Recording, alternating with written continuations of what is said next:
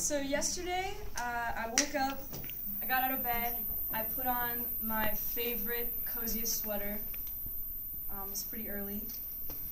And then on my way to work, I got in my car and I blasted. I don't know if you guys know the song The Call by the Backstreet Boys. Yes! Right? I blasted that song. I screamed along the lyrics all the way to work. Before I went into work, I stopped at Tim Hortons. I got myself a French vanilla. Girl. And once I got into work and got my uniform on, I had a couple minutes to spare, so I went on my phone, went on Snapchat, and I checked all my friends' stories and just kind of laughed along at their lives. And then I took a quick, I'm working, selfie, and shot it out to them. So that's how my morning went yesterday. And all those things are things that I did for myself to sustain my own happiness.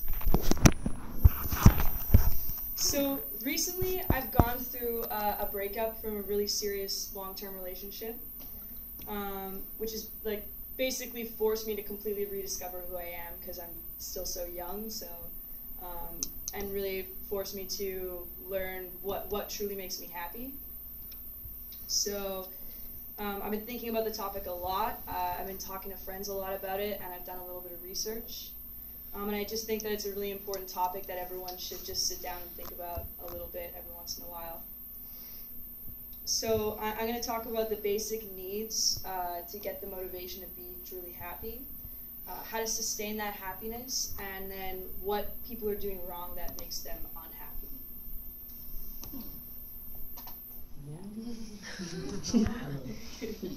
So to be happy to begin with, you got to take care of some basic things.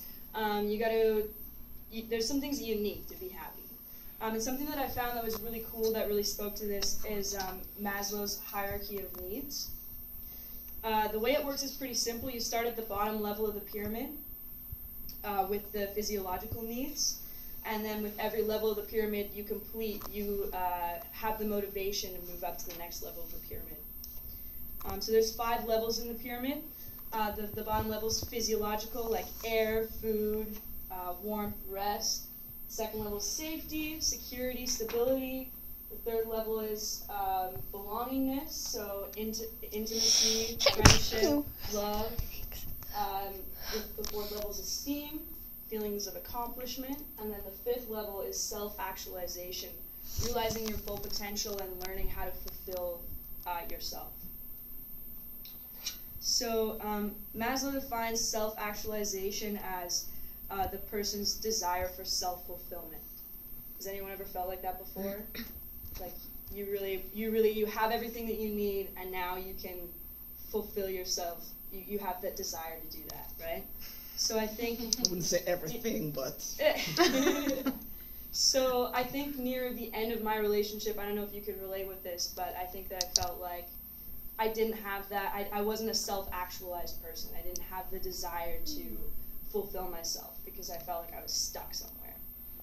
And so I feel like now that I've been thinking a lot about my happiness and sustaining my needs, I've been able to reach that level of self-actualization. And so now that you have everything and you're happy, you got to learn how to sustain that happiness. You got to learn to keep yourself happy. And how do you do that? So there's 3 big things that I thought were the most important through my research. The first one is make a choice to be happy. Make a conscious choice to settle for nothing less than happiness in your life. And if you don't feel happy right now, just fake it until you become it. Easiest thing. Keep close friends and family. It's so important to have people to talk to. This has been so important to me through everything ever.